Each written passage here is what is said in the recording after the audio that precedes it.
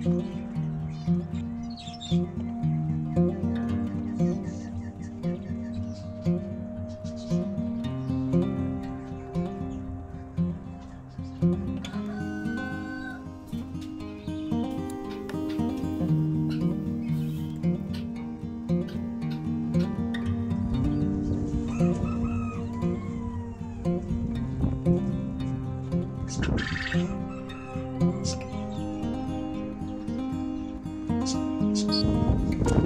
and welcome to Brimwood Farm. So today I thought I would catch you up on some of the questions I'm often asked, like what are you doing with the farmland? Who was the farmland? Are you moving to the farm? Do you have a house at the farm? And what's the hold up on going to the farm? There are answers to all those questions, and the good news is that the hold up is finally kind of coming to an end. But first things first, let's go and give the ducks some more water because they have completely spilt it all as normal. Oh.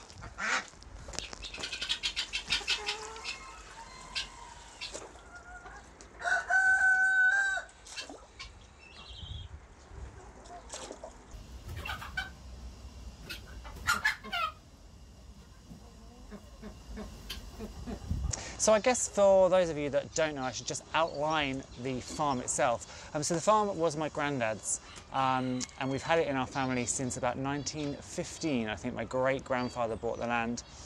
It's a little patch of around, well, it's only 35 acres now. It used to be a lot bigger, but obviously as my granddad aged, he sold bits off here and there. And then when he eventually died in 1999, the deeds of the land passed to my dad, and we sold off the entire farmhouse, and about 5 or 6 acres to a guy that came in and redeveloped them for holiday homes, and they've been done really, really lovely.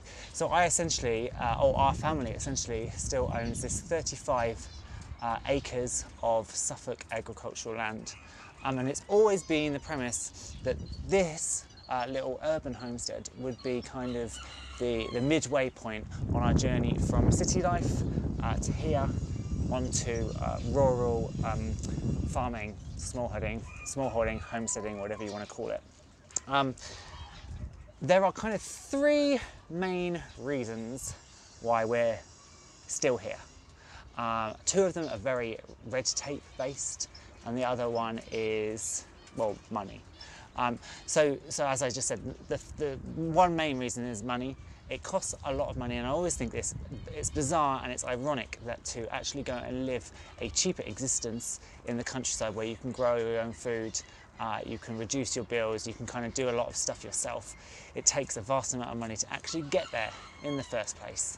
And I think that's the same for British farming in general. Most British farmers are actually elderly or in their 50s, 60s. For young people with the passion, with the drive, with the energy to get there, it costs hundreds of thousands of pounds to buy any farmland. So I'm extremely lucky to have it in my family, but even so, I don't even have to buy the land, but to get there costs money. And we need to build a house. But even without a house, just infrastructure for animals, even at a minimum level, field shelters, fencing, food reserves, while you're feeding your animals before they're going to go off and make you any money or fill your freezer, it all costs. So one major reason we're here is because we have been saving money like anything, and that's why we are quite frugal, and why you'll see things like the fact that I won't fix the fence, I won't buy a new fence replacement, why I start a lot of plants from seeds, because I don't want to be wasting money when it's all going into a pot for that farm. The second reason is Sardanized marriage. Sard is actually Canadian, and to be in this country he requires a spousal visa, and it's a 5-year process before he can actually apply to be a British citizen. So it's a 2.5-year visa, and then you renew it for another 2.5 years, and then you get the final visa at 5 years, and at that time he can then apply for indefinite leave to remain and British citizenship. Now the reason that's an issue is A, every single time we have to do the visa renewal, it costs money, and B, there is a financial restriction upon the visa. So for him to stay in this country, we as a couple have to earn a set amount. If we fail to earn that money, they can deport him. So selling up and moving from here and basically going to live on a farm where we're both not going to have incomes anymore, and we're going to be setting up as self-employed our businesses, we cannot do until he has his British citizenship, because otherwise they can just deport my husband. So that is the glory of British immigration at the moment, but I'm not going to get into that because I'll be talking for hours. So that's the second reason. So the first is the lack of money, the second is the visa, and the third I touched on briefly, again, is to do with red tape and getting land in my name. So all the land went to my father, obviously from my grandfather, and then we want to get the land into my name. But that takes some careful calculations, because again, the government wants to take as much tax as they possibly can. So my dad can't simply just give me all the land because of capital gains. But he needs to give me at least a portion of the land, because I need that land in my name before we start planning. Otherwise, obviously, as you can imagine, the value of the land skyrockets, and therefore so does the income tax that the government can try and take. So currently we are going through the process of getting a small portion where that barn is into my name, so that we can start planning permission for a house. In this country, you need planning permission even for a caravan. Again, that all takes money. So basically, that's the update. It does sound quite pessimistic, but it's not. It's good.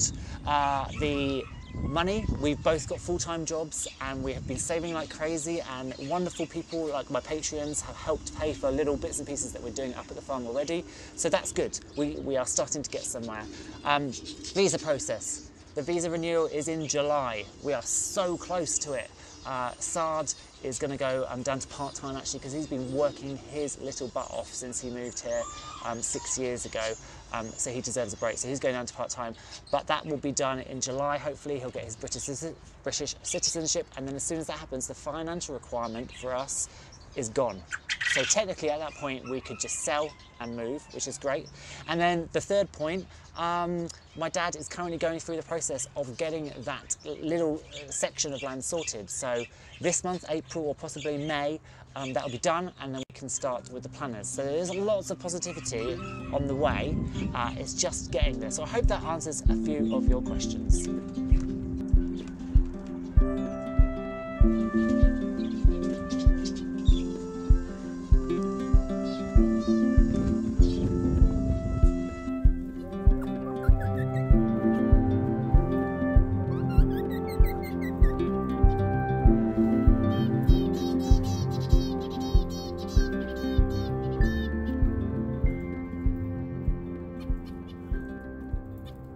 So over the coming months, there's going to be a lot more farm stuff because, as I say, come this summer, there is a strong possibility that we'll be gearing up to move. So I want to get as much done up there as possible in these coming months. So I'm trying to get up there fortnightly at the moment, just to really make some impact with the projects we're doing. Thank you for staying with me, and I hope these answers and this little talk have given you some ideas of what's to come in the future, and also answered some of your questions. If you've liked the video, as always, please hit the thumbs up button and subscribe for future updates. If you're on Facebook, come across and join us on Brimwood Farm's community group, but I will see you again soon. Bye-bye.